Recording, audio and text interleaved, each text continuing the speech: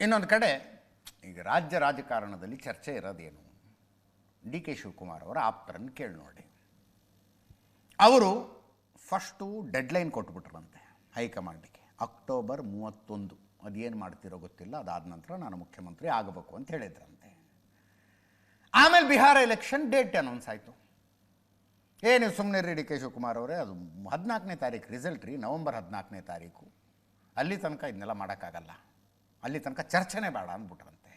ಅದಕ್ಕೆ D K Shivakumar ಅವರು ಒಪ್ಕೊಂಡ್ರಂತೆ. ಆಯ್ತು, ಹಂಗಿದ್ರೆ ಬಿಹಾರ ಎಲೆಕ್ಷನ್ ಒಂದು ಮುಗಿಲಿ ಬಿಡಿ ಅಂದ್ರಂತೆ. ಈ ಡೆಡ್ಲೈನ್ಗಳ ಮಾತು ಬರ್ತಾ ಇದೆ. ಅದರ ಬಗ್ಗೆ ಮಹದೇವಪ್ಪನವರನ್ನ ಕೇಳಲಾಗಿ, ಎಚ್ ಸಿ ಮಹದೇವಪ್ಪನವರನ್ನ ಕೇಳಲಾಗಿ, ಡಾಕ್ಟರ್ ಎಚ್ ಸಿ ಮಹದೇವಪ್ಪನವರನ್ನ ಕೇಳಲಾಗಿ, ಅವರು ಅದೆಲ್ಲ ಅಧ್ಯಕ್ಷರಿಗೆ, ಮುಖ್ಯಮಂತ್ರಿಗಳಿಗೆ, ಹೈಕಮಾಂಡ್ನವ್ರಿಗೆ ಗೊತ್ತಿರೋ ವಿಷಯಪ್ಪ, ನನಗೇನು ಗೊತ್ತಿರುತ್ತೆ ಅಂದರು. ನನಗೇನು ಗೊತ್ತಿರುತ್ತೆ ದೊಡ್ಡವ್ರ ವಿಷಯ ನನಗೇನು ಗೊತ್ತಾಗುತ್ತೆ ಸರ್ ಅಂತ ಕೇಳಿಸ್ಕೊಳ್ಳಿ. ಸರ್, ಆಮೇಲೆ ಈಗ ಡಿ ಕೆ ಶಿವಕುಮಾರ್ ಅವರೇನೋ ಪವರ್ ಶೇರಿಂಗ್ ವಿಚಾರವಾಗಿ ಡೆಡ್ಲೈನ್ ಕೊಟ್ಟಿದ್ದಾರೆ, ನವೆಂಬರ್ 21 ಮಾಡಬೇಕು ಸರ್. ಅದು ನನಗೇನು ಗೊತ್ತಾಗ ದೊಡ್ಡ ವಿಷಯ ನನಗೇನು ಗೊತ್ತಾಗುತ್ತೆ? ಅದು ಚೀಫ್ ಮಿನಿಸ್ಟ್ರು, ನಮ್ಮ ಅಧ್ಯಕ್ಷರು, ಹೈಕಮಾಂಡ್ ಗೊತ್ತಿರೋ ವಿಷಯ.